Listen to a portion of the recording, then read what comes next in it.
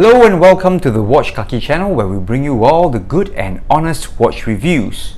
It's nice to have you back. Please remember to click the subscribe button and come back here every week. I have videos uploaded every week just for you. In today's video, we are going to do a shootout between the Orient Kamasu, which is a watch that I have reviewed a few weeks back. I'm going to put it up against the Seiko Turtle, the SRP series Turtle, and this is considered to be one of the entry-level models from the Seiko Pro Specs Diver series.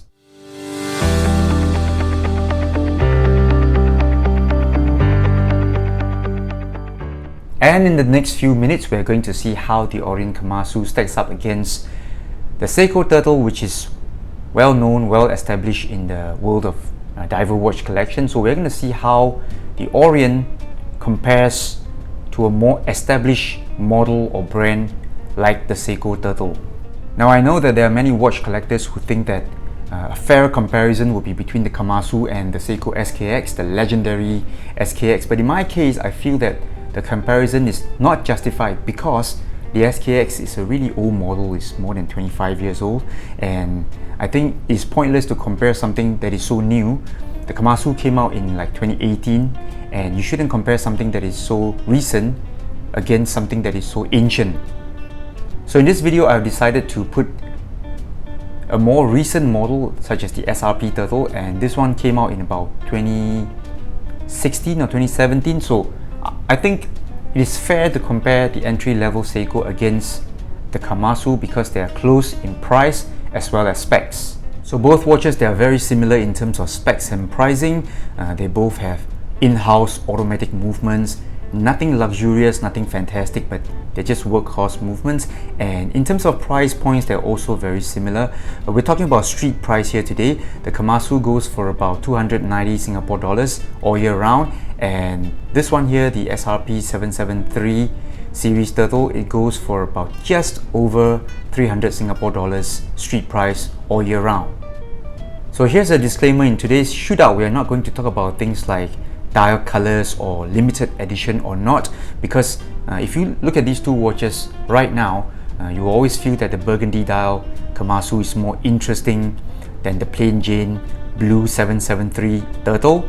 But on the other hand, if I were to bring in a Save the Ocean Turtle, for example, or a Nemo Turtle or a Ninja Black Turtle, and then the situation can be quite different. So in this shootout, we're just going to talk about the model line as a whole and not compare things like dial colors. Another important disclaimer is that the points awarded for each category, they are relative to the price you pay for these watches. So I'm going to rate these watches according to how much the watches are. So if I rate a $300 Orient or $300 Seiko, I will rate it differently from how I rate a $5,000 Tudor Black Bay. And here's a look at the categories we are comparing in today's shootout. There are 6 categories in total. The first category is specifications. The second category is design. The third category is build quality. The fourth category is lume brightness. The fifth category is bracelet quality. And the last category we are comparing is wearability of the watch in terms of how the watches fit on the wrist. Each category carries 5 points, and at the end there will be a total of 30 points up for grabs for each watch. And I'm also going to award bonus points at the end for the special things that I like about these watches. So each category carries 5 points, and there will be bonus marks added at the end of the evaluation. 30 marks is the full points, and we're going to see how these two watches stack up. Let the battle begin now. In terms of specs, both watches are very similar. They are both rated to 200 meters water resistance. The Seiko here has a slight edge because it is ISO rated, and both are made out of stainless steel, full stainless steel case and bracelet. The Orient, however, has a slight edge because it's got a sapphire crystal over the Seiko, which has a Hardlex crystal. Both watches feature in-house movements. They are automatic, hacking, hand winding, so I would say there's not much to choose from between these two. Power reserve is around 40 plus hours, so I think again this is a draw. So for the first category, specs, I'm going to give each watch a solid 4.5 because, well, the movement is still pretty low beat and entry level, so I'm going to give them both 4.5. Let's move on to the next category. In terms of design, I would say the Seiko Turtle definitely has an edge over the Orient Kamasu, because if I take a look at the Orient Kamasu here, it is actually very boring. It is a very simple case design, nothing groundbreaking, nothing fantastic. There are no bevels or interesting curves. It's just very boring.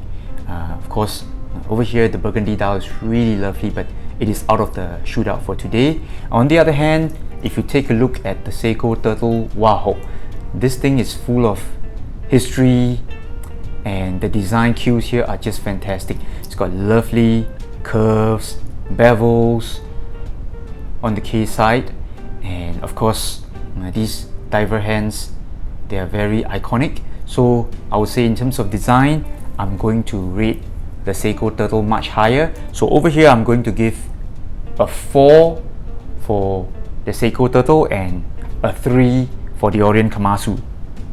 So we move on to the next category, build quality, and I would say both watches are in the same level of build quality.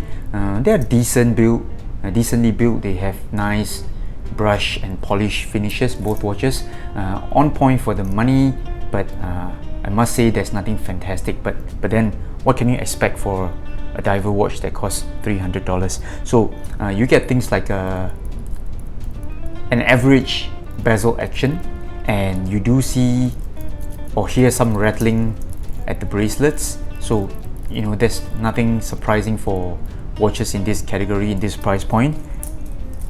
Alright, the build quality is probably, I would say, basic, and again the word here is decent. So I'm going to award both watches 3 upon 5 in the build quality category.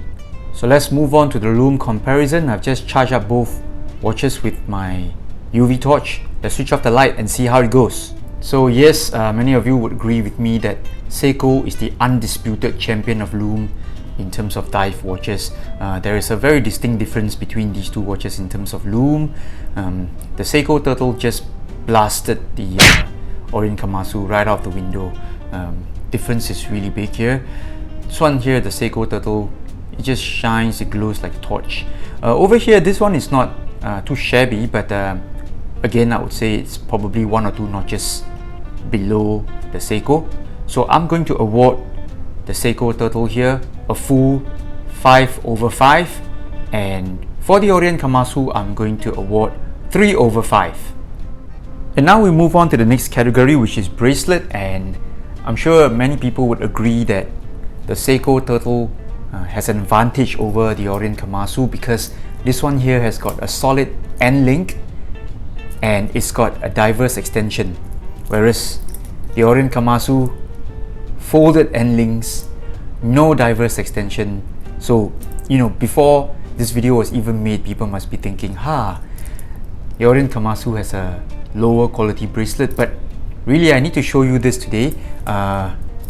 Let's just zoom in, alright, to a close-up. So I zoom in even more, and I'm going to show you some differences that I found between their bracelets. Now take a look. We start by looking at the Kamasu's bracelet. Let me just wipe off all these smudge and fingerprints. So over here you will see that the bracelet, the side view here, everything is rounded off. Alright, so each link here at the end is rounded off, and if you were to look on the inside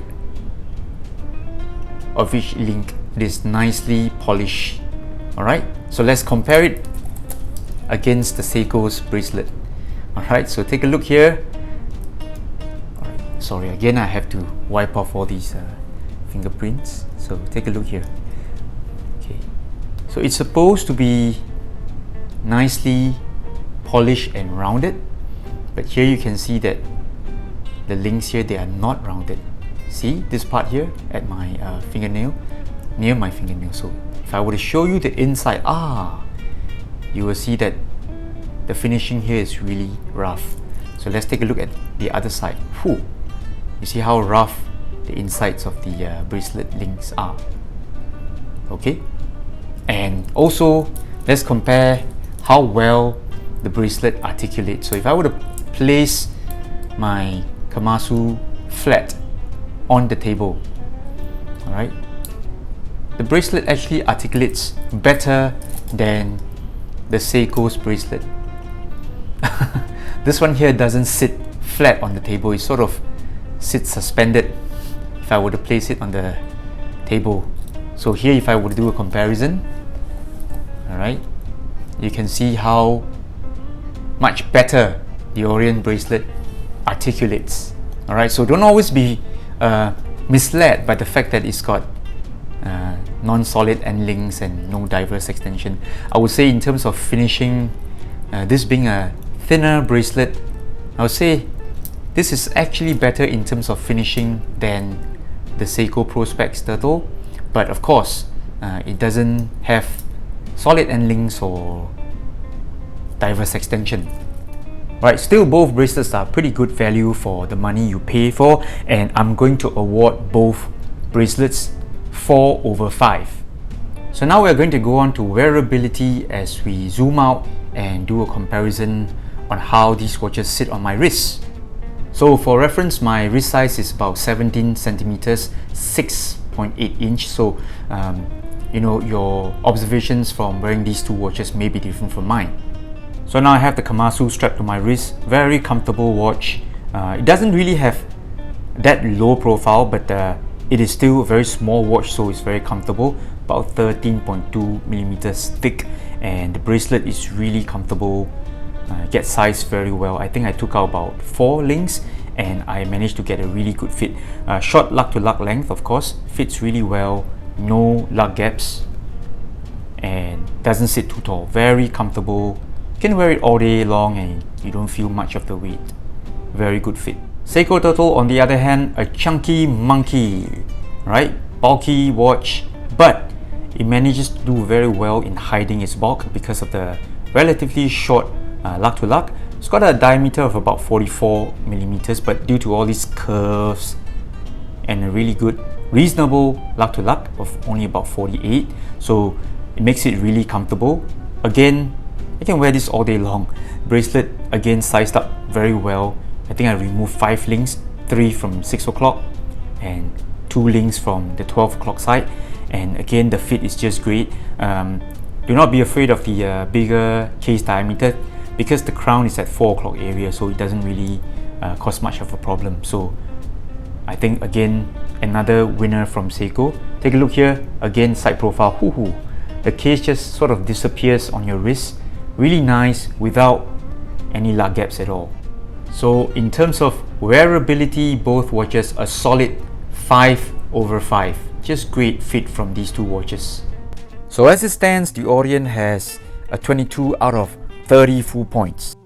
I would say that's pretty impressive. I'm going to give it 2 bonus points for the fact that it's got a really nice sapphire crystal, and also I would say the bracelet finishing is pretty decent despite the fact that it has no solid end links or diverse extension, which most people will never use. So here's total point for the Orient Kamasu, 25/30. And the Seiko Turtle, the SRP series Turtle here, it scores an impressive 25/30 in those 6 categories listed above. But I'm going to give it bonus points because it's got this really cool design, full of originality, and I would say in terms of being a serious diver, it really ticks all the boxes. It's an ISO rated diver. It's got a solid bracelet with solid end links and even diverse extension, and this one here in terms of fan base and design, I would say it's unrivaled. So I'm going to give it 3 bonus points, thereby bringing the total to 28/30. So there you have it, the shootout between the Orient Kamasu and the Seiko Turtle, both very popular models in the entry-level category of divers, and I'm sure you can enjoy both watches. There's hardly a wrong decision, so it roughly depends on what you like, what kind of style you like. So this one here, I would say is slightly dressier because of the smaller dimensions and the more conservative look. And this one here, although it's vintage style, it is bulky, alright, nonetheless bulky compared to the Kamasu. It looks more like a tool watch with the vintage vibes, and of course it's got that cult following because after all, it is a reissue or a remake of a classic model, which is the 6309. So it depends on what you like. Both watches, you can't go wrong. These things go for around or just under 300 Singapore dollars, so you'll be very happy with either of these.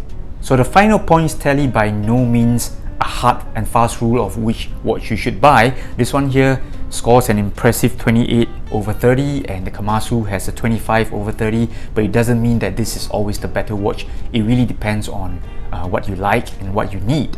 Alright, until the next video, this is the Watch Kaki and George.